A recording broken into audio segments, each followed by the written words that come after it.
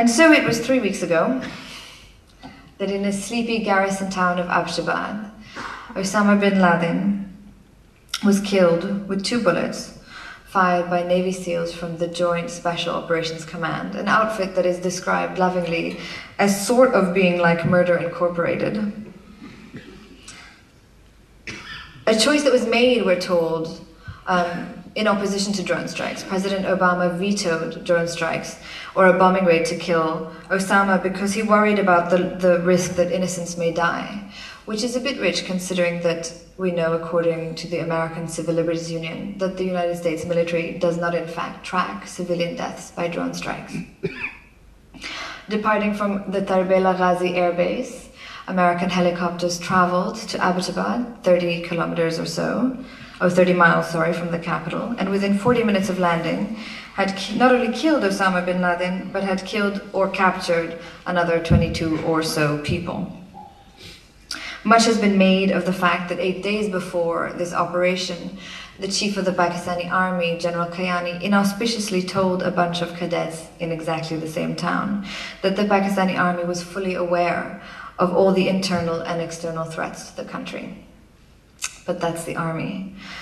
Now we're almost 3 weeks away from the killing, and no one has yet heard a peep from Pakistan's president.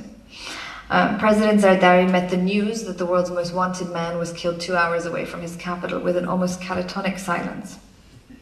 And instead of a televised address or some sort of press release to the nation, he did what all hapless leaders do when in trouble. He wrote an op-ed for the Washington Post. And in this op-ed, in the 500 words of his op-ed, he claimed very feverishly that his government had no idea about the operation. And he waxed lyrical about his personal travails, applauded Secretary of State Clinton, an old personal friend of his, and seconded President Obama's morally ambiguous speech, all the while resurrecting nothing short of a stunt speech of his own, which essentially said, "Please don't remove my government. We are very democratic indeed," even though he himself was never elected to office. Leon Panetta, the head of the CIA, has said that the Pakistani government was either knowledgeable or incompetent in regards to Osama bin Laden living in their country, without realizing that there is a way for them to be both. It takes a certain aplomb to insist that you did not know public enemy number 1 was living in your country, and in a leafy suburb of your country, not in a South Waziristani cave. It takes more aplomb to insist that you didn't realize that American helicopters had entered your airspace, that you didn't realize that they may have actually left from one of your air bases, and that your closest international allies had been planning to take out said public enemy number 1 in your country for the last 9 months. But the Pakistani establishment's modus operandi of recent years has been to look the other way, but to keep their purses at the open. And this is certainly not unique to Zardari. When asked on local television, the former president, dictator General Pervez Musharraf, said that when he was president and he was asked whether Osama might or might not be living in his country, he always went with the safe answer: "I don't know." This has become something of a national refrain: "I don't know, but please may we have some more." And it's this sort of clarity and cooperation that has earned Pakistan something like $1 billion in military aid a year since 2001. But it's not just Pakistan. It's with the same charmless shrugs of shoulders that we are told, or we were told, that it was just 90 days after 9/11, the attacks that made him famous, that Osama bin Laden escaped American surveillance and disappeared from the Tora Bora Mountains into thin Pakistani air.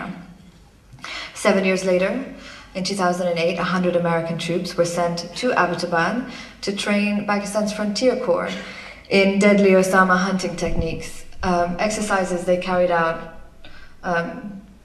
probably footsteps within their feverishly imagined target, but nothing. Later on that year again, in 2008, according to WikiLeaks, who will no doubt tell us what really happened in a couple of months, another 100 American troops visited Abbottabad again to train the Pakistani military in Al-Qaeda killing techniques, another collaborative visit that nobody told us Pakistanis about, and happened to miss Osama once more. Whose fault was that? The 2008 New York Times reporting on that failure is more forgiving than of late. It simply didn't take. That's what they said.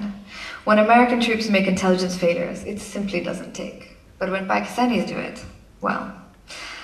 Now, what did Pakistan know? You'll be pleased to know that every airport I've been to has asked me this question. Every festival, and every person who finds out I'm Pakistani. And I think there are serious questions here. We know for a fact that whenever neighborhood children lost cricket balls over the Bin Laden compound, they would never get them back. When we played cricket in the field near the house, if the ball flew over their wall and we went to the gate to ask for it, the guards would be angry, said Tariq Khan, 14 years old. This suspiciously informed schoolboy continued. They would give us up to 100 rupees to buy a new one, but that's a large sum, as cricket balls only cost 20 or 30 rupees. We know that Osama spent his days, when he wasn't watching TV, scribbling feverishly into a notebook and coming up with all kinds of monstrous plans. Destroy Zionist entity, end American imperialism, plan to kill President Obama, but not Joe Biden, it turns out, because he's not worth the trouble. And since the news broke, we have more evidence, we have more intelligence that has been very carefully gathered. We know, thanks to Kesar, the very polite grocer, that Bin Laden's handlers bought only bulk food orders, always major brands, Pepsi, Coca-Cola, Nestle Milk, and that they only bought the good quality soaps and shampoos. And just in case you think I'm being funny here, I'm quoting from CNN and the Wall Street Journal. They always paid cash, never asked for credit, Kesar concluded breathlessly. Newspapers screamed blue murder. Apparently census takers had avoided the Bin Laden compound. Clearly, the Pakistani Population Census Organization was in on harboring the man. Or the 2011 census had only just started 3 weeks before. While Pakistan is at present pleading ignorance, though the military has acknowledged in the statement that they put out, that though there were intelligence shortcomings, it was the military's unparalleled cooperation that has resulted in more Al-Qaeda captures in Pakistan than in any other country, which seems like an incriminating thing to be boasting about. The president has spoken of nothing, and the prime minister took 2 weeks to come back from an international tour of France, before which he told us that the failure wasn't only ours, but the entire world. So while all these factors are at play, there are certain things we can know. There are certain things that we can be sure of.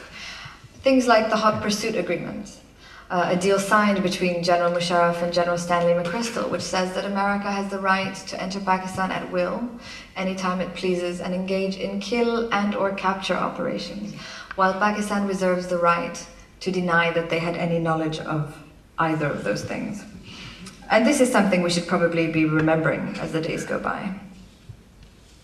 If a nervous breakdown is a mental shutdown that stops its sufferers from coping with reality in any coherent way, or with adapting to the world around them, then Pakistan and America are your poster children. But we handle our breakdowns in different ways. Us Pakistanis via our romantic attachment to conspiracy theories, and America through an enthusiastically frightening moral ambiguity. If President Obama's 9-minute celebratory speech announcing Bin Laden's death reminded you of George W. Bush, but with better diction, you are not alone.